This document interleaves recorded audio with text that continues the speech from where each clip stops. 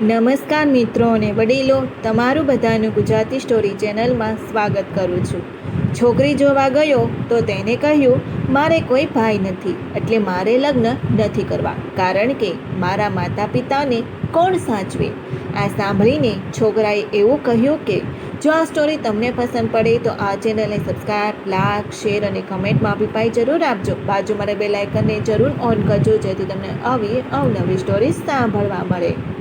ચારે બાજુ ઘનઘોર અંધારું છે અને બંધ રૂમમાં એક ખૂણે બેસેલી બંસી વિચારી રહી હોય છે અને ભગવાન સાથે એકલી વાતો કરતી હોય છે. હે ભગવાન, મેં એ વાતે શું કર્મ કર્યા છે તે તમે મારી આવી પરીક્ષા લો છો?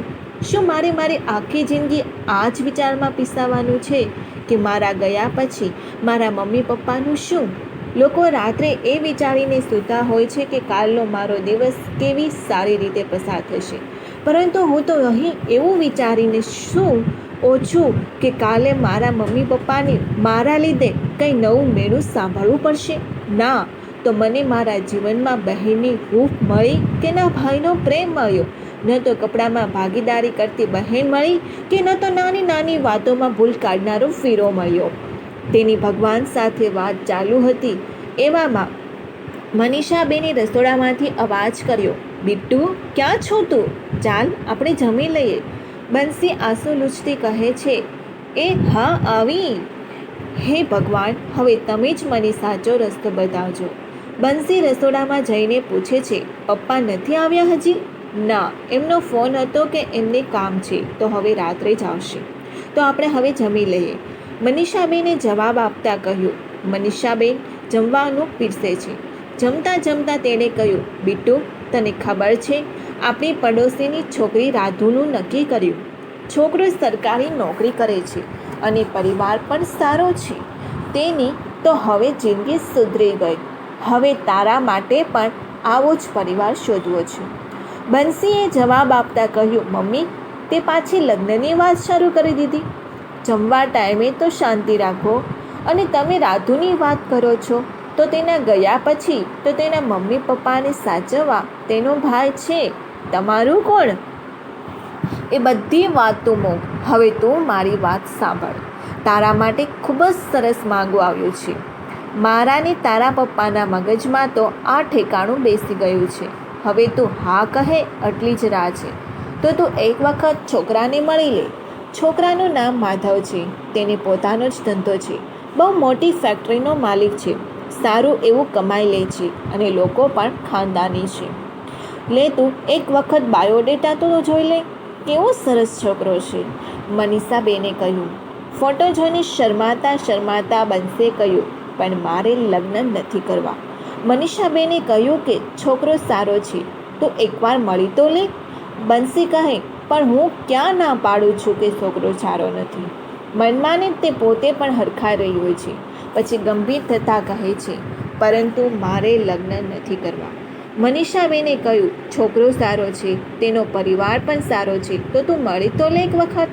તે મનમાં વિચારી રહ્યા હતા કે બિટ્ટુને છોકરો તો ગમ્યો છે, પરંતુ થોડી હઠ પકડીને બેઠી છે.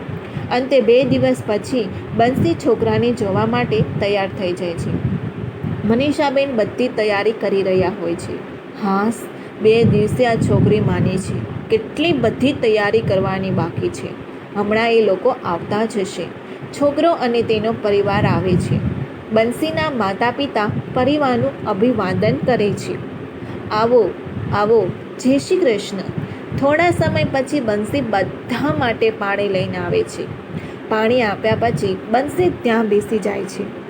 એવામાં મનીષા બેને કહ્યું, બિટ્ટુ, માધવને આપણું ઘર તો બતાવ અને તમે બંને થોડી વાતો પણ કરી લો.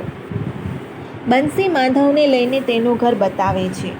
એક રૂમમાં જઈને માધવને બંસી પૂછે છે કે આવો બેસો, તમને અમારું ઘર કેવું લાગ્યું? માધવ જવાબ આપતા કહે છે, સારું છે, પરંતુ તમને જો ખોટું ન લાગે તો એક વાત પૂછવી છે. બંસીને કહ્યું, બોલો ને. માધવે કહ્યું કે તમારું નામ બિટ્ટુ છે કે બંસી? બંસીએ કહ્યું, મારું નામ તો બંસી છે, પરંતુ બધા વહાલથી મને બિટ્ટુ કહીને બોલાવે છે. સોરી, બધા નહીં, પણ મમ્મી પપ્પા. બીજું તો ઘરમાં કોઈ વહાલ કરે એવું જ નહીં. માધવે કહ્યું, હા, તમારી વાતને હું સમજી શકું છું, કારણ કે હું પણ તમારી જેમ એકલો જ છું. બંસીએ કહ્યું, એટલે તમને પણ મારી જેમ ભાઈ બહેનનો પ્રેમ નથી મળ્યો? માધવે કહ્યું, ના, હું પણ મારા મમ્મી પપ્પાનો એકનો એક દીકરો છું. બંસીએ કહ્યું, ના, મારી જેમ નહીં.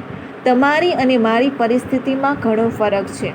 ભલે તમે અને હું બંને પોતાના માતા પિતાના એકના એક સંતાન છીએ, છતાં તમે મારી વ્યથા નહીં સમજી શકો. માધવે કહ્યું, તમને કેમ એવું લાગે છે કે હું તમને નહીં સમજી શકું? બંસીએ કહ્યું, અત્યારે આપણે આ વાત રહેવા દઈએ તો સારું. માધવે કહ્યું, જેવી તમારી ઈચ્છા. તમારો મારા વિશે શું વિચાર છે?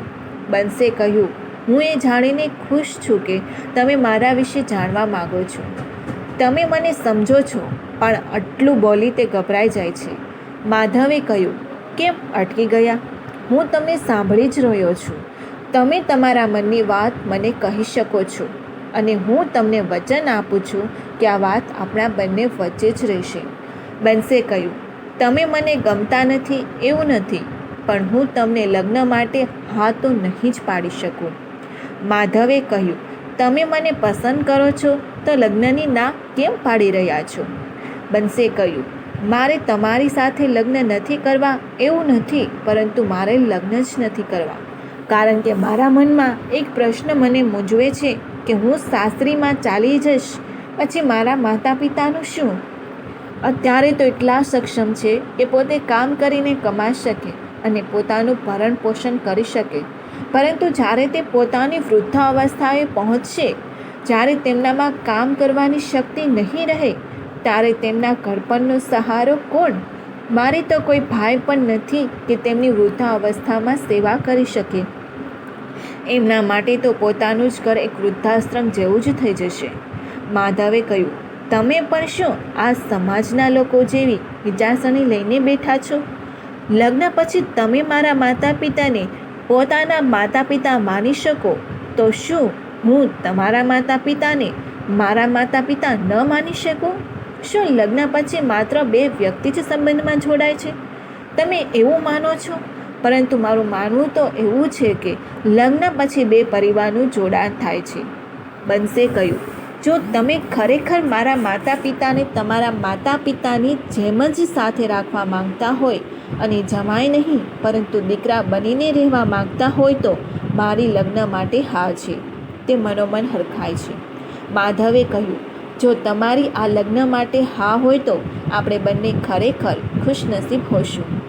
આજ સુધી આપણને બંનેને એક પિતાની છત્રછાયા અને માતાની મમતા મળી છે, પરંતુ હવે બે પિતાની છત્રછાયા અને બે માતાની મમતા મળશે. બંનેનું નક્કી કરી દેવામાં આવ્યું અને સગાઈ પણ કરવામાં આવી.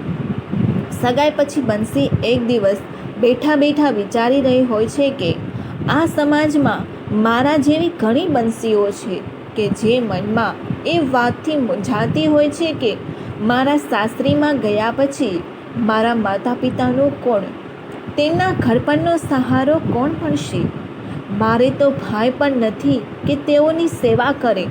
તો આવી દરેક બંસીને જો માધવના પરિવાર જેવો પરિવાર મળે તો રાજી ખુશીથી પોતાની જિંદગી વિતાવી શકે. અને જો આવું થાય તો આપણા સમાજમાં વૃદ્ધાશ્રમની જરૂર જ ના પડે. જો આ સ્ટોરી તમને પસંદ પડી હોય તો દરેક લોકો સાથે શેર કરજો. આવી સ્ટોરી સાંભળવા માટે આ ચેનલને સબસ્ક્રાઈબ કરવાનું ભૂલતા નહીં. સાંભળવા માટે ખૂબ ખૂબ